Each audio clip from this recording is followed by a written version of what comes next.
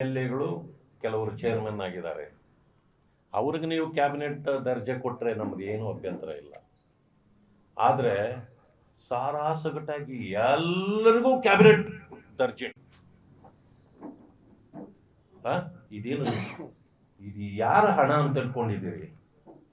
ನಿಮ್ಮ ಕಾರ್ಯಕರ್ತರನ್ನ ಸಾಕ್ಲಿಕ್ಕೆ ಇದು ಗಂಜಿ ಕೇಂದ್ರಗಳನ್ನ ಮಾಡಿಕೊಂಡ್ಕೊಳ್ತಿದ್ದೀರಿ. ಯಾರು ಚೇರ್ಮನ್ಗಳಿದಾರೋ 3 ಕಾಸಿನ ಕೆಲಸ ಇಲ್ಲ ಅವ್ರಿಗೆ. ಚೇರ್ಮನ್ಗಳೇ ಮಾಡಬಾರ್ದಾಗಿತ್ತು ಅವರು. ಯಾಕೆ ಅಂತಂದ್ರೆ ಹಣ ಇಲ್ಲ, ನಿಗಮಗಳು ಕೆಲಸ ಮಾಡ್ತಾ ಇಲ್ಲ, ನಿಗಮಗಳಿಗೆ ಹಣ ಕೊಡ್ಲಿಕ್ಕೆ ಇಲ್ಲ ನಿಮಗೆ. ಅವ್ರಿಗೆ ಮಾತ್ರ ಒಂದು ತಿಂಗಳಿಗೆ 5, 6, 7, 8 ಲಕ್ಷ ರೂಪಾಯಿ ಈಗ ಅವ್ರಿಗೆ ಭತ್ಯಗಳು, ಅವರ TA ಎಲ್ಲ ಸೇರಿದ್ರೆ 7-8 ಲಕ್ಷ ರೂಪಾಯಿ ಸೇರುತ್ತೆ ಅವ್ರಿಗೆ.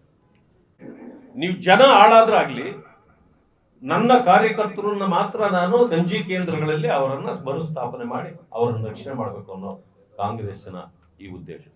ಇದಕ್ಕಿಂತ ಮುಖ್ಯವಾಗಿ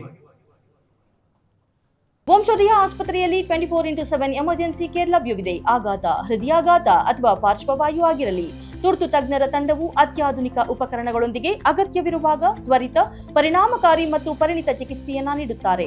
ಹೆಚ್ಚಿನ ಮಾಹಿತಿಗಾಗಿ ಸಂಪರ್ಕಿಸಿ 7270 ಅಥವಾ 9141066685. ಈ ವಕ್ಫ್ ಬೋರ್ಡ್ ಅಂತ ಇದೆಯಲ್ಲ, ಯಾರ ರಕ್ಷಣೆ ಮಾಡ್ತಾರ ಅವರು? ಯಾವ ಆಸ್ತಿಗಳನ್ನ ರಕ್ಷಣೆ ಮಾಡೋದು? ಅದಕ್ಕೂ ಇದಕ್ಕೇನು ಸಂಬಂಧ? ಅವ್ರಿಗೂ ಕ್ಯಾಬಿನೆಟ್ ರ್ಯಾಂಕ್. ವಕ್ಫ್ ಬೋರ್ಡ್ಗೆ ಇವತ್ತು ಬಂದಿದೆ, ನೋಡಿರ್ಬೇಕು ನೀವು. ಅಂದ್ರೆ ಈ ಸರ್ಕಾರ ಯಾವ ಮಟ್ಟಕ್ಕೆ ಇಳಿದಿದೆ ಅಂದ್ರೆ, ಇದು ಗುಲಾಮಗಿರಿಯ ಪರಮಾವಧಿ ಈ ಕಾಂಗ್ರೆಸ್ ಸರ್ಕಾರದ್ದು. ಇದು ಯಾರಿಗೆ ಗುಲಾಮರಾಗಿದ್ದಾರೆ ಅನ್ನೋದನ್ನ ತಾವು ಅರ್ಥ ಮಾಡ್ಕೊಳ್ಬಹುದು ಅಂತಕ್ಕಂಥ ಮಾತನ್ನ ಹೇಳ್ತೇನೆ. ತಕ್ಷಣ ಇದರಲ್ಲಿ ಇನ್ನೊಂದಿದೆ, ಗ್ಯಾರಂಟಿ ಅನುಷ್ಠಾನ ಸಮಿತಿ ಅಂತ ಮಾಡಿದ್ರು.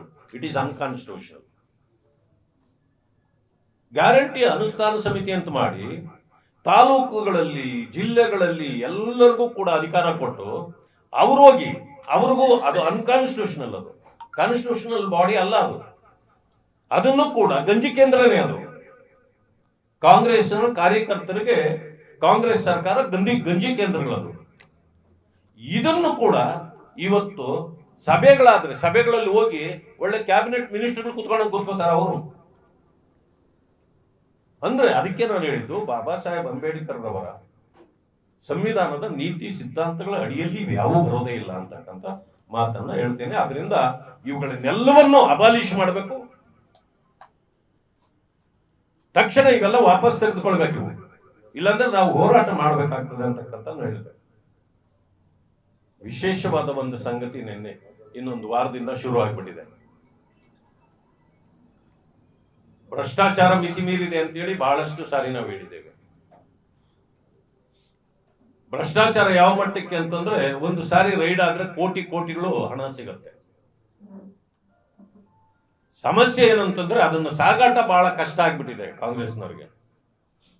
1 ಕೋಟಿ ರೂಪಾಯಿ ತಗೊಂಡ್ರೆ ಬಹಳ ದುಡ್ಡು ಇರುತ್ತೆ. ಅದು ಒತ್ಕೊಂಡು ಹೋದ್ರೆ ಗೊತ್ತಾಗ್ಬಿಡುತ್ತೆ. ಒತ್ಕೊಂಡು ಹೋಗೋದು ಕಷ್ಟ ಆಗ್ಬಿಟ್ಟಿದೆ. ಅದಕ್ಕೆ ನೋ ಕರೆನ್ಸಿ. ಇನ್ಮೇಲೆ ಕರಪ್ಷನ್ಗೆ ನೋ ಕರೆನ್ಸಿ. ಇನ್ನು ಮುಂದೆ ಬಹಳ ಸುಲಭವಾಗಿ ಮಾಡ್ಕೊಂಡಿದ್ದಾರೆ. ಮೊನ್ನೆ ಎಲ್ಲ ಬಂದಿರಬೇಕು, ನಿಮ್ಮ ಇದರಲ್ಲೂ ಬಂದಿದೆ. ಇನ್ನು ಮುಂದೆ ಭ್ರಷ್ಟಾಚಾರನು ಬಂಗಾರದ ಭ್ರಷ್ಟಾಚಾರ ಕಾಂಗ್ರೆಸ್ ಮೇಲೆ. ಯಾಕೆಂದ್ರೆ ನೀವು 10 ಕೋಟಿ ಬಂಗಾರನು ಕೈಯಲ್ಲೇ ಇಟ್ಕೊಂಡು ಹೋಗ್ಬೋದು. ಇನ್ಮೇಲೆ ಒಂದು ಸಣ್ಣ ಬ್ಯಾಗಲ್ಲಿ ಇಟ್ಕೊಂಡು. ಅದಕ್ಕೆ ಇವಾಗ ಅವರು ತೀರ್ಮಾನ ಮಾಡಿಬಿಟ್ಟಿದ್ದಾರೆ, ಇನ್ನು ಮುಂದೆ ಕರೆನ್ಸಿಯಲ್ಲಿ ಬೇಡ ನಮಗೆ. ನೀವು ಭ್ರಷ್ಟಾಚಾರಕ್ಕೆ ನೀವೇನು ಲಂಚ ಕೊಡ್ತೀರೋ ಅದನ್ನ ಬಂಗಾರದಲ್ಲಿ ಕೊಟ್ಬಿಡಿ. ಬಂಗಾರ ಬಹಳ ಸುಲಭ ನಾವು ಇಟ್ಕೊಂಡು ಹೋಗಕ್ಕೆ. ಆಮೇಲೆ ಬೇಕಾದ್ರೆ ನಾವು ಅದನ್ನ ಕರೆನ್ಸಿ ಮಾಡ್ಕೊಳ್ತೀವಿ ಅಂತ. ಎಂತ ವಿಪರ್ಯಾಸ! ಕಾಂಗ್ರೆಸ್ ಒಳ್ಳೆ ತಂತ್ರಗಾರಿಕೆ ಇದೆ ಅವರು. ಈ ರೀತಿ ಈಗ ಬಂಗಾರದ ಭ್ರಷ್ಟಾಚಾರಕ್ಕೆ ಇಳಿದಿದೆ. ವಿಧಾನಸೌಧದಲ್ಲೇ ಈಗಾಗಲೇ ತಂದು ಕೊಟ್ಟಿದ್ದು ಬಂಗಾರ ಅದೆಲ್ಲೋ ಯಾರೋ ಕದ್ದು ಬಿಟ್ಟಿದ್ದಾರೆ ಅಂತ ಹೇಳಿ ಕಂಪ್ಲೇಂಟ್ ಕೊಟ್ಬಿಟ್ಟಿದ್ದಾರೆ. ಕೊಟ್ಟಿದ್ದು ಭ್ರಷ್ಟಾಚಾರಕ್ಕೆ, ಆಗಿದ್ದು ಭ್ರಷ್ಟಾಚಾರ, ಅದೆಲ್ಲೋ ಮಿಸ್ ಆಗ್ಬಿಟ್ಟದಂತೆ. ಹೇಗ್ ಬರಲಿಕ್ಕೆ ಸಾಧ್ಯ? 300 ಗ್ರಾಮು ವಿಧಾನಸೌಧಕ್ಕೆ ಯಾಕೆ ಬರ್ತದೆ ಬಂಗಾರ? ಇಂತಹ ಪರಿಸ್ಥಿತಿ ಕಾಂಗ್ರೆಸ್ ಉದ್ಭವ ಮಾಡಿದೆ. ಇಂಥ ಭ್ರಷ್ಟ ಸರ್ಕಾರವನ್ನು ನಾವು ನೋಡೇ ಇರಲಿಲ್ಲ. ಈ ಸಾರಿ ಸದನ ಸಂಪೂರ್ಣವಾಗಿ ನಮ್ಮ ಹೋರಾಟಗಳಲ್ಲೇ ಸುಮಾರು 15 ದಿವಸಗಳು ಕಳೆದು ಹೋಯಿತು. ರಾಜ್ಯದ ಜನರ ಒಂದು ಸಮಸ್ಯೆ ಪರಿಹಾರ ಆಗಲಿಲ್ಲ. ಒಂದು ದಿನ ಸಮಸ್ಯೆಗಳು ಚರ್ಚೆ ಆಗಲಿಲ್ಲ. ಬರೀ ಮಹಾತ್ಮ ಗಾಂಧಿ ಹೆಸರು ಯಾಕೆ ತೆಗೆದ್ರಿ, ಜಿ ರಾಮ್ಜಿ ಹೆಸರು ಯಾಕೆ ತಂದ್ರಿ, ನಾವು ವಿರೋಧ ಮಾಡ್ತೀವಿ ಅಂತ. ಈಗ ಅವರ ವಿರೋಧಕ್ಕೆ 3 ಕಾಸಿನ ಬೆಲೆ ಇಲ್ಲ. ಯಾಕೆ ಅಂತಂದ್ರೆ ಆಕ್ಟ್ ಪಾಸ್ ಆಗಿ ಆಗೋಗಿದೆ. ಇವರು ವಿರೋಧ ಮಾಡಿ ಆ ರೆಸಲ್ಯೂಷನ್ ಕಾಪಿಯನ್ನು ಕಳಿಸಿದ್ರು ಕೂಡ ಪ್ರೆಸಿಡೆಂಟ್ ಆಫ್ ಇಂಡಿಯಾ ಕಸದ ಬುಟ್ಟಿಗೆ ಹೋಗುತ್ತೆ ಹೊರತು ಬೇರೆ ಏನೂ ಅಲ್ಲ ಅಂತಕ್ಕಂಥ ಮಾತನ್ನ ತಮಗೆ ಹೇಳಲಿಕ್ಕೆ ಬಯಸ್ತೇನೆ. ನಮಸ್ಕಾರ.